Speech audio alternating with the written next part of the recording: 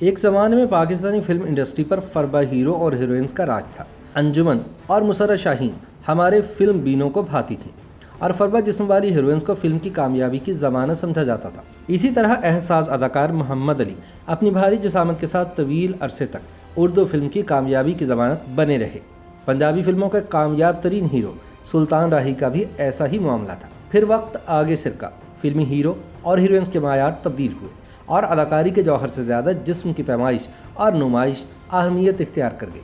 زمانہ بدلنے کے بعد ہیرو کے لیے شان اور فواد خان جیسی اسمارٹ جسامت کا حامل دراز قد شخص موضوع ٹھہرا، اور ہیروئن کے لیے ماہرہ خان اور مہوش حیات جیسی چھریرے بدن والی نازک اندام حسینہ کا تصور پیدا ہوا، جو وقت کے ساتھ ساتھ اس قدر مضبوط ہوا کہ عام عوام نے بھی اپنی زندگی کے معیارات انہی تصورات کے مطابق طے کر لیے ہیں۔ بی بی سی کی ایک رپورٹ کے مطابق آج آپ کسی بھی اخبار یا ویب سائٹ پر ضرورت رشتہ کے اشتہارات کو دیکھیں تو مسلسل ایک ہی ڈیمانڈ نظر آئے گی کہ خوبرو ڈاکٹر یا انجینئر بیٹے کے لیے گوری، لمبی، سمارٹ، پڑھی لکھی، مذہبی لڑکی کا رشتہ درکار ہے۔ یہ اشتہار ہمارے معاشرے کے رویوں اور سوچ کی عکاسی کرتے ہیں، یعنی اگر اپنا بیٹا معاشی طور پر مضبوط ہو تو اس کے لیے مائیں اعلیٰ تعلیم یافتہ چاند سی کم عمر بہو ڈھونڈنے کی تگودوں میں مصروف نظر آتی ہیں۔ لڑکوں کے ذہن میں بھی خوبصورتی کا تصور ہمارے مواصلاتی ذرائع طے کر چکے ہوتے ہیں۔ ہماری فیشن انڈسٹری بھی صرف سمارٹ اور دبلی پتلی خواتین کے لیے ہی کپڑے ڈیزائن کرتی ہے۔ تمام ماڈلز بھی انہی معیارات پر پوری اترتی نظر آتی ہیں،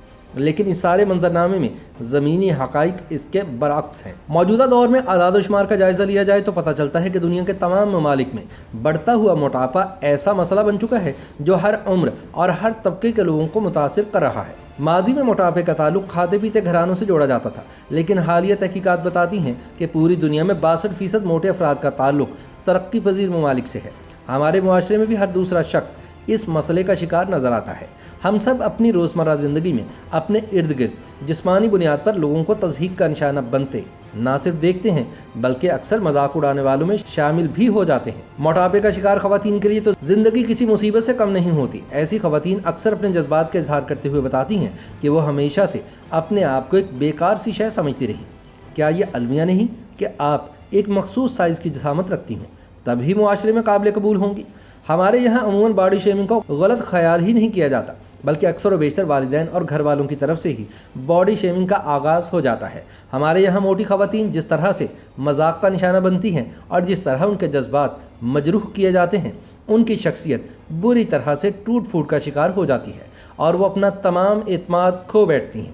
دوسری جانب گزشتہ 3 دہائیوں میں پوری دنیا میں سے کوئی ایک ملک بھی موٹاپے کی شرح کم کرنے میں کامیاب نہیں ہو سکا۔ اس سلسلے میں صحت